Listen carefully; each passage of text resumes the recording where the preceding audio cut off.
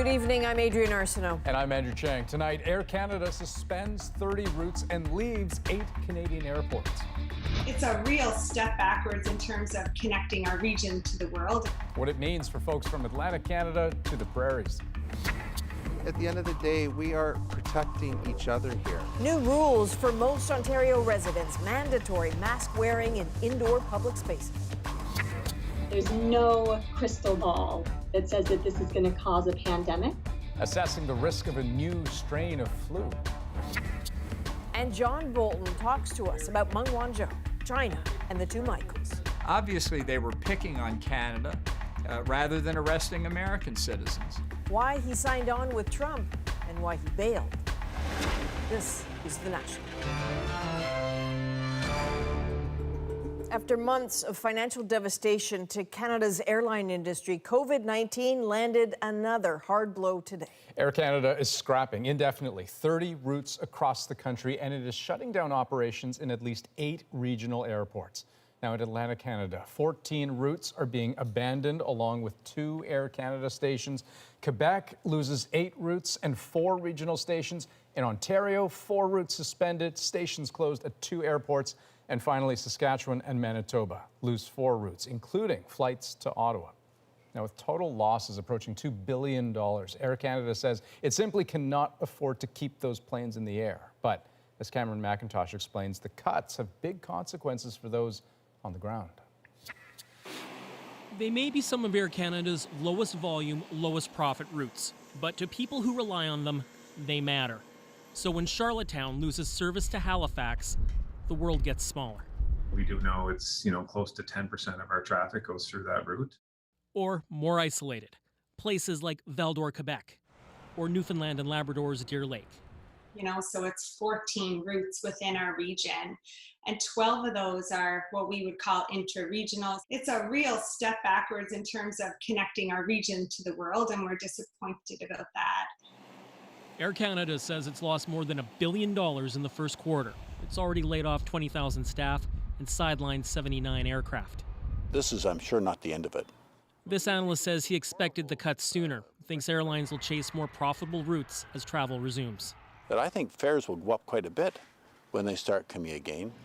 He expects competitors like WestJet will be making similar moves. In Windsor, Ontario, which is losing its Air Canada flight to Montreal, the mayor suspects his airport will see more cuts. I imagine that there will be a lot of folks that aren't comfortable flying for the rest of this year, and that they will have to adjust and adapt like everyone else is doing.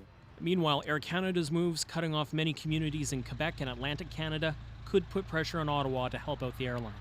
So no doubt cutting those routes might have been part of the calculus, but I suspect it was really more just cost, really, than politics per se. As airlines suffer, so does the rest of the travel industry. Back at the Charlottetown airport. I think it really just underscores, the severity of what's happening in our industry. Air Canada itself says it may not be done yet. It could be years before it pulls itself out of its pandemic nosedive. Cameron McIntosh, CBC News, Winnipeg. Of course, businesses big and small have been hit very hard the past few months, but new numbers suggest the worst may be over. Have a look. March was rough as the economy dropped by 7.5%, but rock bottom came in April, down a whopping 11.6%, with every sector taking a hit. By that month's end, the Canadian economy has shed almost 1/5 of its output. We don't have May's final figures yet, but StatsCan's early estimate is a GDP up 3% from those deep depths. So even a fragile economic recovery depends on keeping COVID numbers down, with masks now widely considered among the best weapons in that fight. Ioana Miliotis looks at the drive to make them mandatory across Canada's biggest metropolitan region. Thursday, they will be mandatory. In Toronto's transit system, masks will soon be a new reality, here and in every enclosed space in the city. We know we are at a critical time in the fight against COVID-19, and that we must do everything we can to avoid the flare-ups that we've seen in other places. Across the Greater Toronto Area, one mayor after another is making masks mandatory in indoor public places, or planning to. In Markham, at a drive-in movie event. Great to see so many of you out here. Mayor Frank Scarpiti says safe distancing is one rule. Masks should be another. Do we say that seat belts are highly recommended? I mean, at the end of the day, we are protecting each other here. The growing evidence that masks can protect from transmitting and catching the virus is proof here. After dozens of staff got infected, Longo's enforced a mask policy for everyone in its grocery stores 2 months ago. We think that wearing the masks of team members and customers has made a big difference in that we're not getting the transmission within the store. So we're really happy that we made that decision. And while that decision will become law in more places, most provinces, including Ontario, aren't calling for a blanket policy. But as restrictions ease and with a second wave on the horizon, a growing call from medical experts that a recommendation alone is not enough. I think if we give people advice on when it's recommended and when you could or you should, it still leaves it very much open to judgment, and it's a bit wishy-washy. And what we need now is clarity as to what we're expected to do. From subways to shops, officials are relying on compliance rather than enforcement. With the expectation, the clearer the rules, the more likely people will follow them. Joanna Rumiliotis, CBC News, Toronto. And masks will soon be mandatory on all public transit routes in Quebec. Until now, Quebec had preferred to strongly recommend that riders use masks or face coverings. Effective July 27th, anyone over the age of 12 must wear one. Ottawa has extended the travel ban on most foreign visitors entering the country. The order will now stretch until at least the end of July. It bans travelers who aren't either Canadian citizens, permanent residents, or people entering from the U.S. for essential reasons. A separate order prohibiting non-essential travel between Canada and the U.S. still in effect until July 21st. And beginning July 1st, Canadians can travel to the EU. In a bid to boost much-needed tourism, the European Council today approved a list of 15 safe countries, Canada among them, considered to have contained COVID-19. But because of soaring infection rates, the U.S. is not on that list. And so, a dire warning today from the top infectious diseases expert in the United States. Dr. Anthony Fauci says the number of new coronavirus cases could more than double if Americans don't change their behavior. As it is, the recent surge in cases means about 40,000 people are getting sick every day in the U.S. Dr. Fauci is concerned that number of new daily infections could get as high as 100,000. The CBC's Paul Hunter has more from Washington. Even as COVID infections in the U.S. now surge, pressure to ease up on rules aimed at fighting the pandemic grows. All bills are due. Our rent is due. Our car notes are due. Texas, like other states that had been reopening businesses, is now seeing a COVID spike, setting another infection record today, and it's clamping down again. Florida's home to its own infection surge, with fears this coming holiday weekend that crowds at those beaches staying open could supercharge the spread of the virus. We're going in the wrong direction. Dr. Anthony Fauci, lead scientist in America's battle against COVID, today on Capitol Hill with a sobering prediction about this country's rate of infections. We are now having 40,000+ new cases a day. I would not be surprised if we go up to 100,000 a day if this does not turn around, and so I am very concerned. It didn't have to be this way. In Delaware today, Joe Biden slammed the White House for its COVID response and what he called the president's historic mismanagement. Month after month, as other leaders in other countries took the necessary steps to get the virus under control, Donald Trump failed us.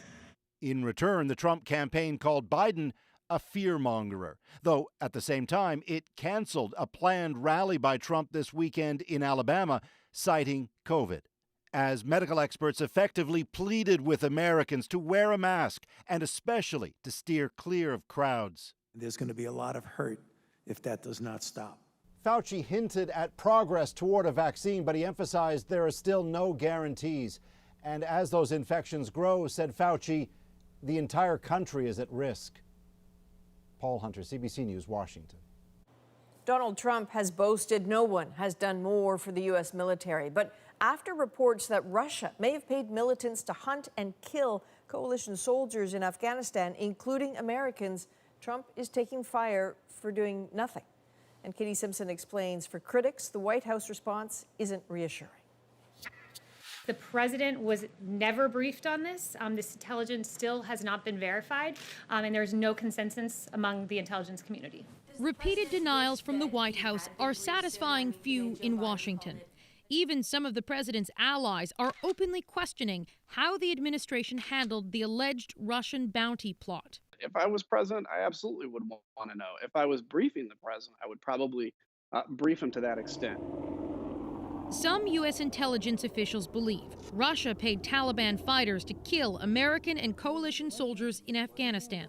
The New York Times says it was concern enough to be included in one of Donald Trump's daily written intelligence briefings in late February. But Trump's denial of knowing anything about it, amid reports he doesn't read his briefings, has Democrats again saying he's unfit for office. So the idea that somehow he didn't know or isn't being briefed, it is a dereliction of duty if that's the case. And if he was briefed and nothing was done about this, that's a dereliction of duty. It's credible the president would know a lot of things. In an interview with Adrian Arsenault, Trump's former national security advisor says the president is not detail-oriented. I don't think it's the way a president should behave in important international geostrategic affairs, but that's the way he does things. The White House isn't saying whether Trump read that specific briefing, but insists he's doing his job. The president does read, and he also consumes intelligence verbally. This president, I'll tell you, is the most informed person on planet Earth when it comes to the threats that we face. If the allegations are proven to be true, some Democrats and Republicans are urging the White House to take new action against Russia. Katie Simpson, CBC News, Washington. There is more about Trump's fitness for office and about how Canada's troubles with China play into his calculus from someone who saw him in action. My full interview with John Bolton is coming up in about 20 minutes. Donald Trump may not be known for criticizing the Kremlin, but on the eve of a referendum that would allow Vladimir Putin to remain as president until 2036 and ban gay marriage, Canada has voiced concerns. But as Chris Brown explains, that didn't go over well in Moscow. Insults and over-the-top outrage is standard for Russia's state TV talk shows, but this episode was especially ferocious, with the target Canada's ambassador to Moscow. People like her will be banished to hell, where they'll burn eternally, screamed the deputy speaker of Russia's parliament. Ambassador Alison Leclerc flew a rainbow flag outside of Canada's embassy and posted this video to mark June as Pride Month. But she also included a comment on Russia's about-to-be adopted ban on gay marriage. And proposals for constitutional amendments that, if adopted, would lead to an increasingly less inclusive national legal framework. When she gives directions on voting, said the Kremlin-connected journal editor, that's not the role of a diplomat. She should be reprimanded. The amendments would allow Vladimir Putin to remain as president practically until he dies, but they'll also entrench so-called traditional conservative values into the Constitution. I will repeat it again. While I'm president, we will not have parent number 1 and parent number 2, said Putin. It will be mom and dad. At St. Petersburg's Rainbow Cafe, Karina Kuznetsova and her partner Yulia Potikina say while a growing number of Russians believe gay people should have equal rights, it still feels like they're decades away from being completely accepted. This will take us back to the 16th century is how I see it. There's practically no doubt the Kremlin will get its way when the votes are counted Wednesday. Copies of the new constitution have already been published. Chris Brown, CBC News, Vancouver. In Hong Kong, pro-democracy activists protested after China passed new national security legislation today. It gives Beijing sweeping new powers and has led to widespread international condemnation. More than 300,000 Canadians live in Hong Kong. And Facebook says it has agreed to an audit of how it controls hate speech. This promise comes after major advertisers said they would pause their Facebook ads to pressure the company to do more to take hate speech down. The scope and timing of the audit are still being finalized. The social media giant also banned hundreds of accounts, groups, and pages today associated with the so-called Boogaloo movement. That's a loosely organized network considered extremist and violent in the United States. As Thomas Douglas shows us, it has a presence in Canada as well. And you will know my name is the law. Floral shirts and guns, two signatures of the so-called Boogaloo Boys. We just do a little yoink, and then we pull this out. Organized online, the movement mostly stayed out of sight until supporters started showing up heavily armed at U.S. anti-lockdown protests and Black Lives Matter demonstrations. They stand for gun rights and keep preparing for an anti-government uprising. It's really easy to look at somebody in a Hawaiian shirt and think, this is silly, this is not really a threat. They're attempting to bring about a civil war. This is not funny. Now, CBC News has found Boogaloo support is spreading into Canada, with 2 Facebook groups and hundreds of members. This one taken down after CBC brought it to Facebook's attention.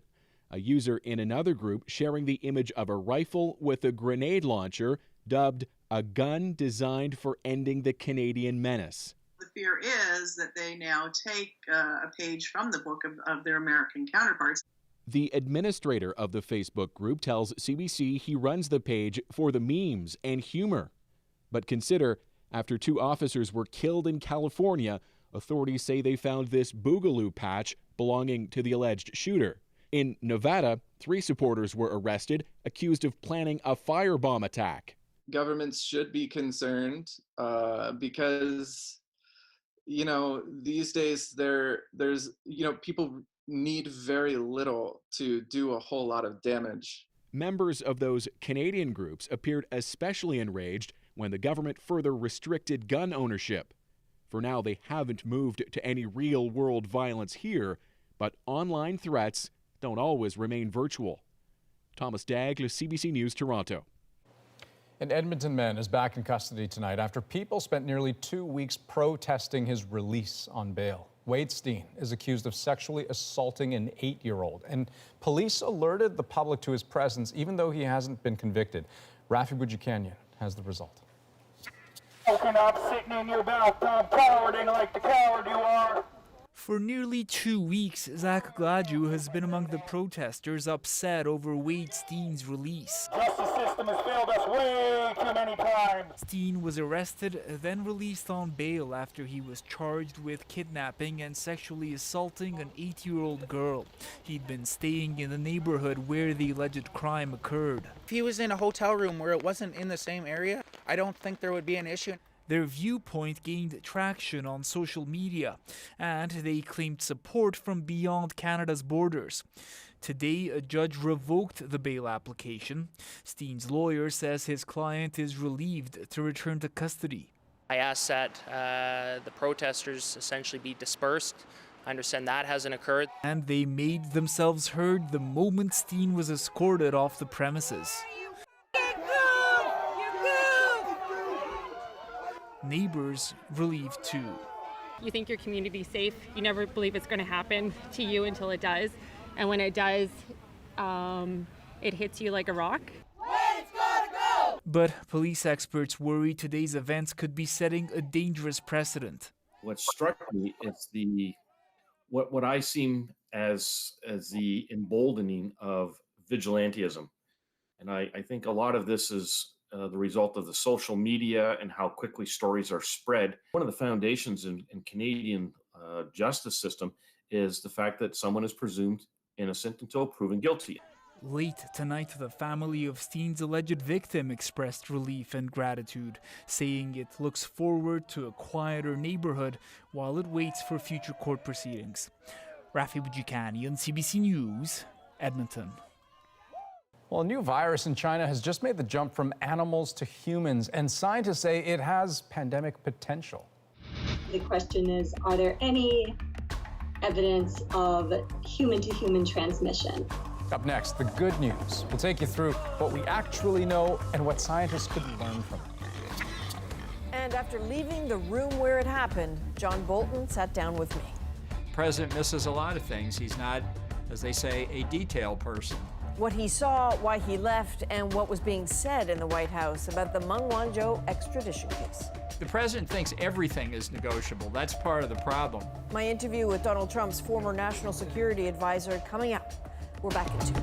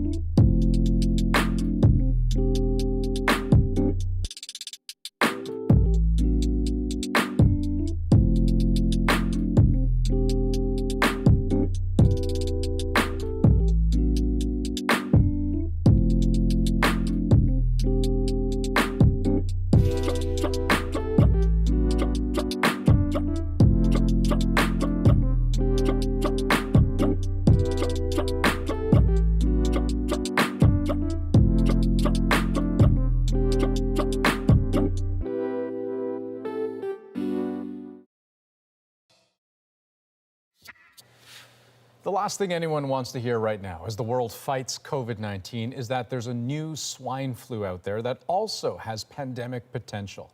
But as Christine Burak tells us, while that may be true, scientists are saying the virus is not an immediate threat.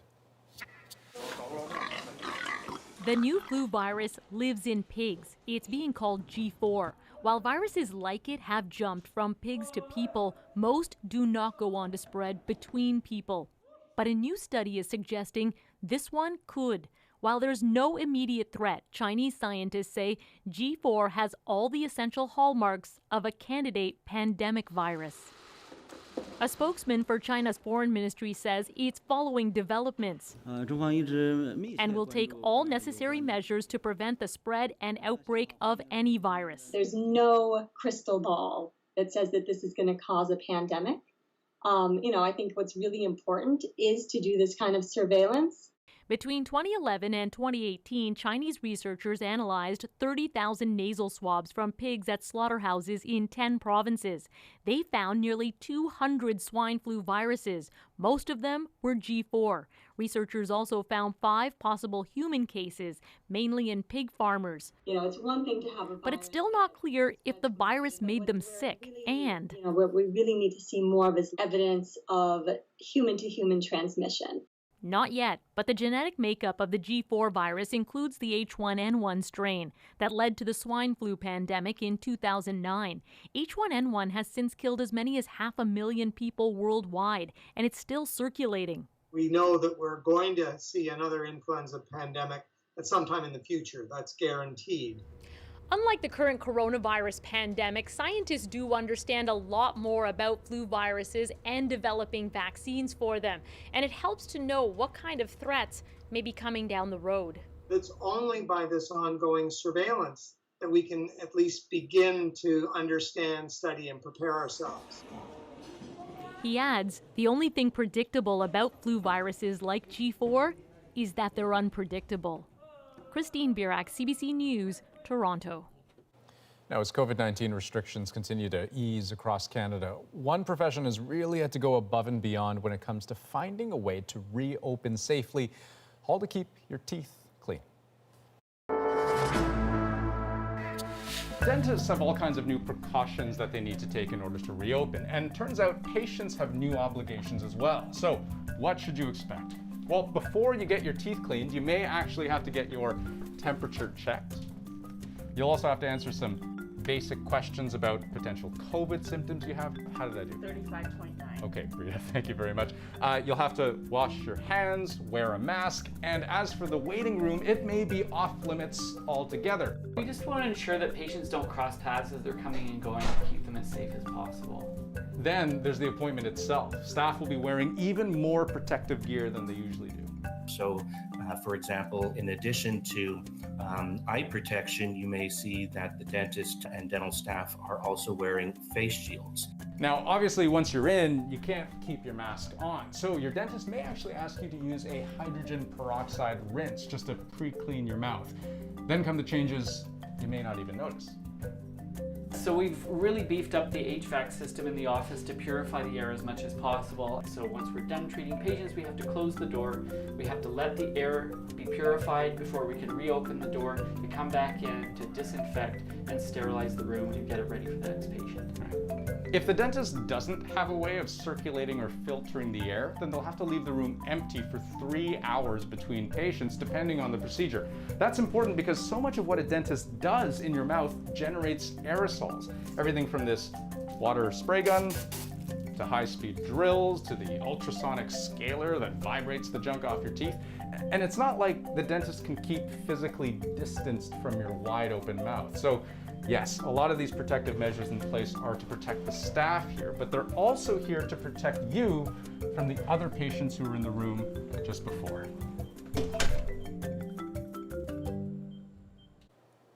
When we come back, step inside the room where it happened. My interview with Donald Trump's former national security advisor.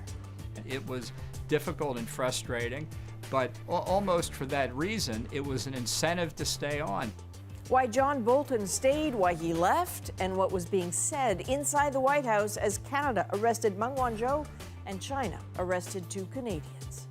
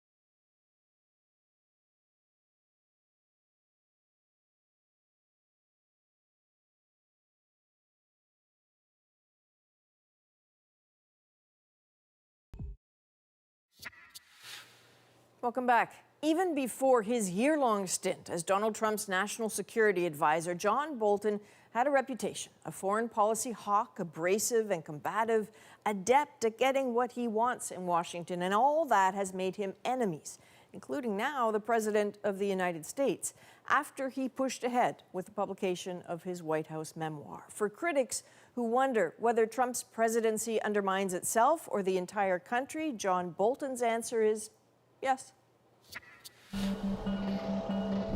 If the book gets out, he's broken the law. And I would think that he would have criminal problems. I hope so. This is the book that Donald Trump tried to prevent Americans from reading. John Bolton's far from kind assessment of Donald Trump's presidency. That's highly classified information. This guy's writing things about conversations, and maybe he's not telling the truth. He's been known not to tell the truth. A lot. The book is filled with accusations against Trump, calling the president, quote, stunningly uninformed, unfit for office, and a danger to the republic. Once an ambassador to the United Nations, John Bolton also served 3 previous American presidents. You are going to do a fantastic job, and I appreciate you joining us. Thank you. It's an honor to be here. On April 9th, 2018, Bolton became Donald Trump's 3rd national security advisor in 15 months. In his book, Bolton says he quickly saw a president who only cared about re-election, adding that, quote, obstruction of justice was a way of life, and that Trump gave, quote, personal favors to dictators he liked. Bolton's book has done the unheard of in Washington. He's managed to unite both Republicans and Democrats in their anger. My take on him, it's big lie Bolton, it's book deal Bolton. He's doing it for the money, that's pretty clear. He chose royalty over patriotism, and so he's going to make money off of his book, I guess. We also have questions of our own about Trump's relationship with Prime Minister Justin Trudeau and the arrest of Huawei executive Meng Wanzhou. I spoke with Ambassador John Bolton earlier this afternoon. Ambassador, thank you for taking time for us today. I wanted to start, if I could, with the White House briefing yesterday, because the press secretary told reporters that President Trump had never been briefed about these reports of Russian bounties being paid to the Taliban to kill U.S. or coalition troops. Can you set the record straight for us, please? Well, I can't really comment on news reports that have come out about my briefing the president. What I think I can say is that this possible threat by the Russians is something that needs to be taken seriously if the information bears out. The Russians want the U.S. and coalition forces out of Afghanistan, out of Iraq, out of Syria, out of Eastern and Central Europe if they can get away with it, out of Ukraine, out of a lot of places. And a direct threat to American service members and obviously to others in the coalition is something that really one cannot blink at. Now, if evaluation of information has to take place, great, let's have the evaluation, but let's also act on it if it turns out to be serious. Did you ever brief the president on it? You know, I just, one day I'll say no comment, and the press will take that to mean no comment. I'll be a happy man. Is it credible, though, that the president would not know this? It's credible the president wouldn't know a lot of things. I try and explain in the book. It, I'm sure, is mystifying to many people, but the president misses a lot of things. He's not, as they say, a detail person. Maybe that's the way he was successful at real estate. I don't think it's the way a president should behave in important international geostrategic affairs, but that's the way he does things. In the book, you know, it's pretty striking to hear you talk about how Trump is, in your estimation, a danger to the republic. What was the moment where you felt that first? Well, it was a growing sensation. I didn't have one particular eureka moment. It was sort of a long succession of disappointments and growing concern. I'm very confident, by the way, that the United States can survive a one-term Trump presidency. I think we can correct the damage that's been done. But certainly in the national security field, where I'm concerned, I think the damage has been considerable, although reparable. I just don't want to see more happening. This will be, by the way, the first time in my adult life that I will not vote for a Republican for president. You know, I'm interested, as a Canadian, you know, you do write about Canada and here, and you particularly write about the arrest of Meng Wanzhou. I'm curious, why was Canada asked to arrest her and not other countries that also have extradition treaties with the United States? Well, part of the dilemma for any law enforcement exercise is you have to make sure your case is ripe before you try and arrest somebody. So I think the logistics simply were that at the time the decision was made, it was learned that she was going to get on a flight to Vancouver, and that's when the request for extradition was made.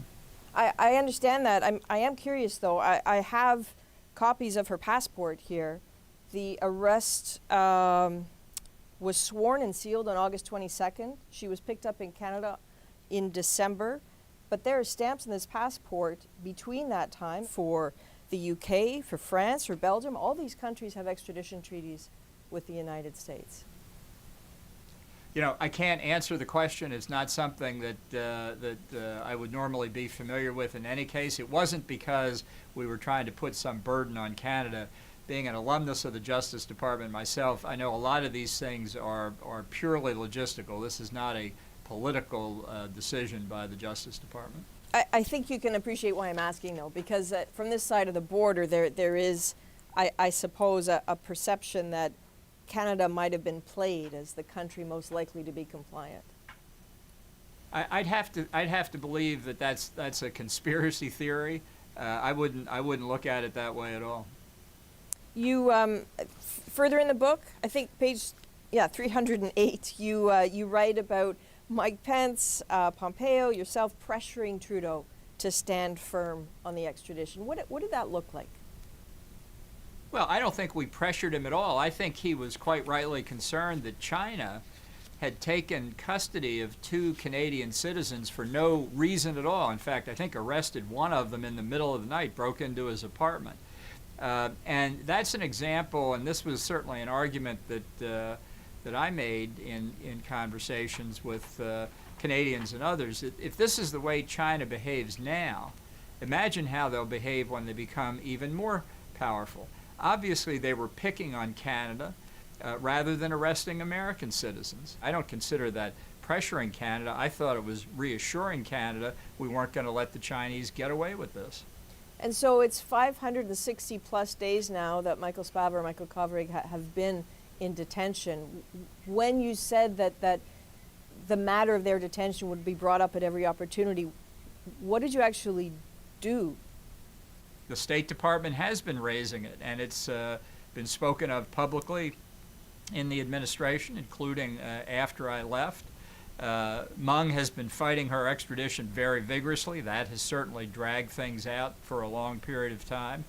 But I think it would be a mistake to say that somehow there's an equivalency between arresting somebody for committing massive financial fraud for violation of the American sanctions against Iran versus China just arbitrarily arresting 2 Canadian citizens for no reason whatever.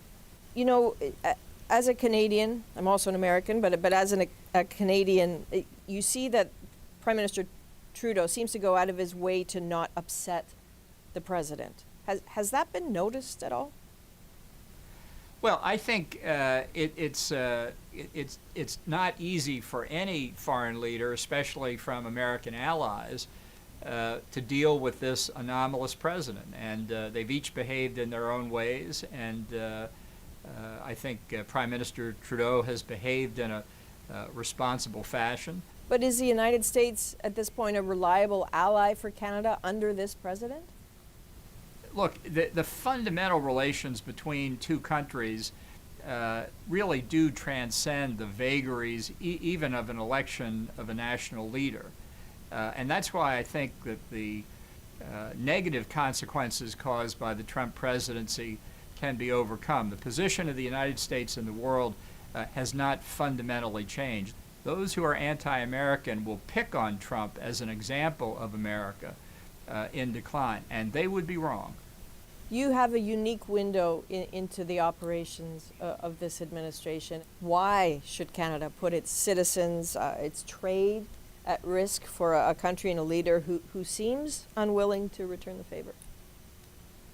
Look, if you want to disavow the United States, if you want to leave NATO, if you want to get rid of our protection militarily, please feel free to go ahead and do it. Canada can do that if that's what you want.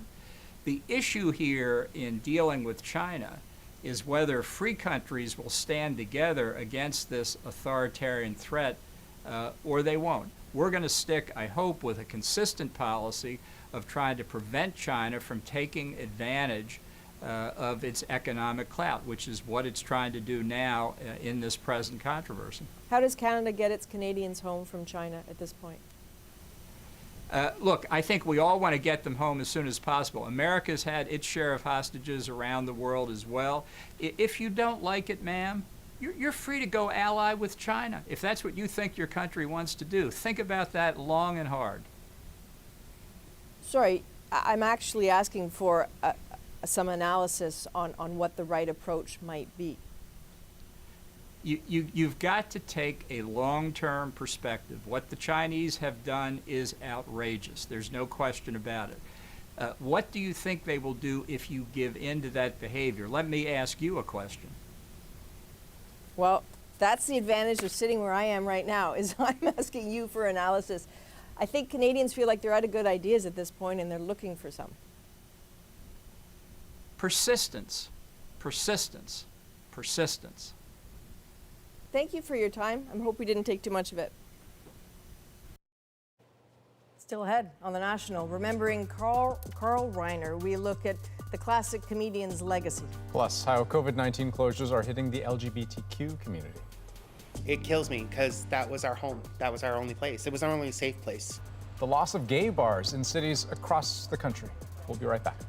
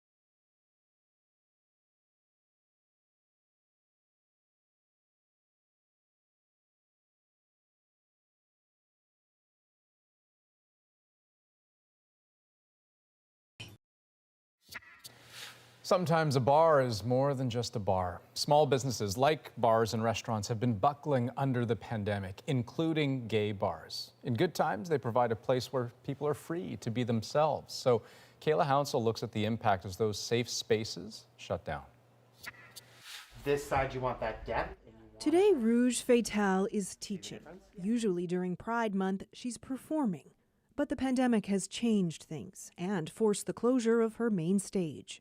It kills me because that was our home. That was our only place. It was our only safe place. Halifax's Men's and Molly's closed in April. It was the city's only dedicated gay bar. Likewise, Fredericton's Boom nightclub closed last weekend.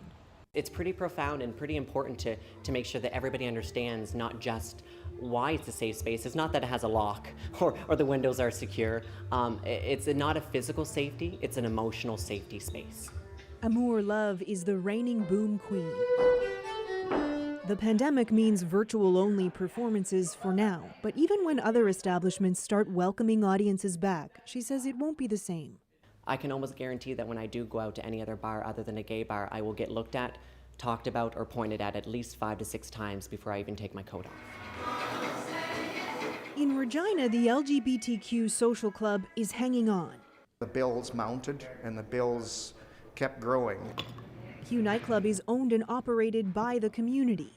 A GoFundMe page to help with pandemic bills raised nearly $25,000 in 2 weeks. I've seen donations and messages from people that haven't been here for 15 years that talk about how much this place meant to them when they were coming out. It terrifies me. Rouge Fatale says the importance of a club, especially for people who are just coming out, cannot be overstated. It's scary when you don't have a church. And to some folks, that was their haven. That was their place to go to be protected, to be safe, to know that they weren't going to be judged. For performers, it's also a loss of income, but they say they will persevere and look for ways to create new safe spaces. Kayla Hounsell, CBC News, Halifax. Next on The National, remembering Carl Reiner. A word like cheese, what's the origin of the word? Cheese came from the first man who discovered cheese. He looked into a big barrel, see, of souring milk that was souring, and he sniffed it and he went, cheese! A master of his craft, his comedic legacy, next.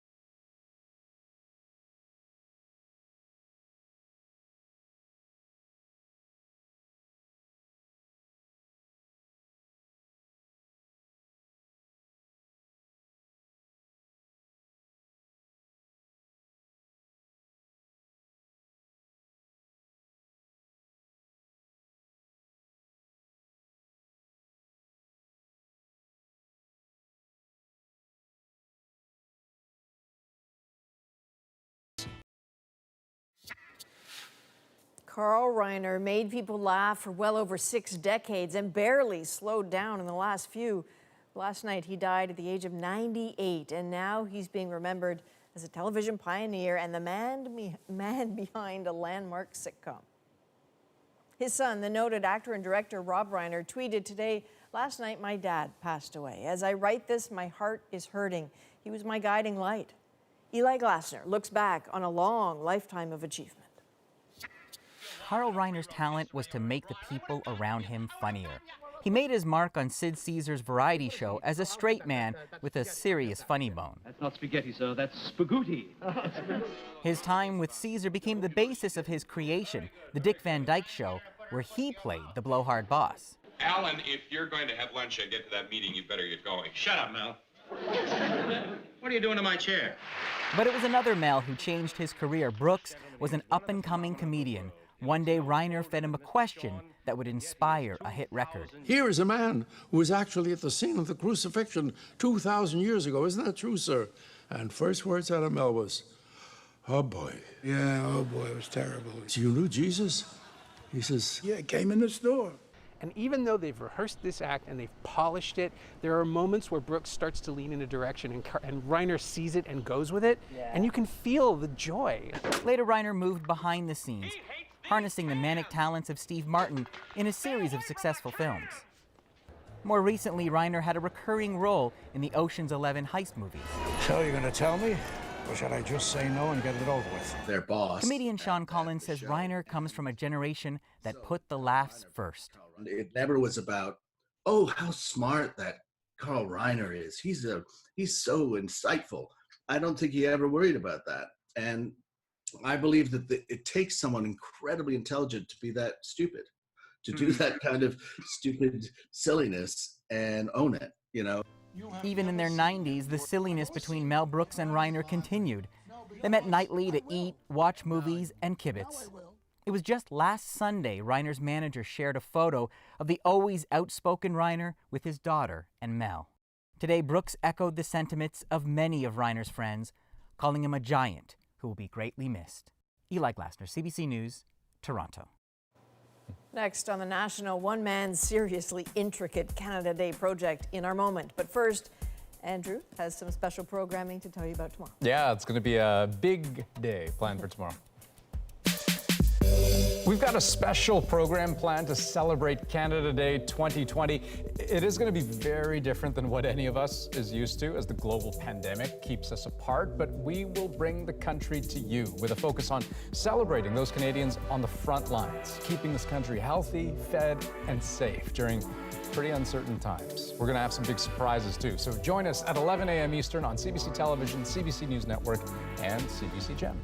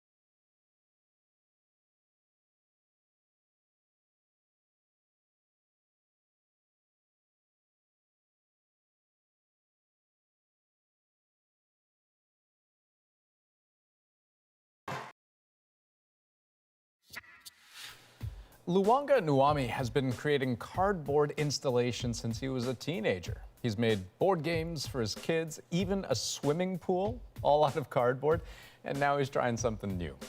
He's calling his new cardboard project Beautiful Canada, his way of paying tribute to this country, and that is our moment.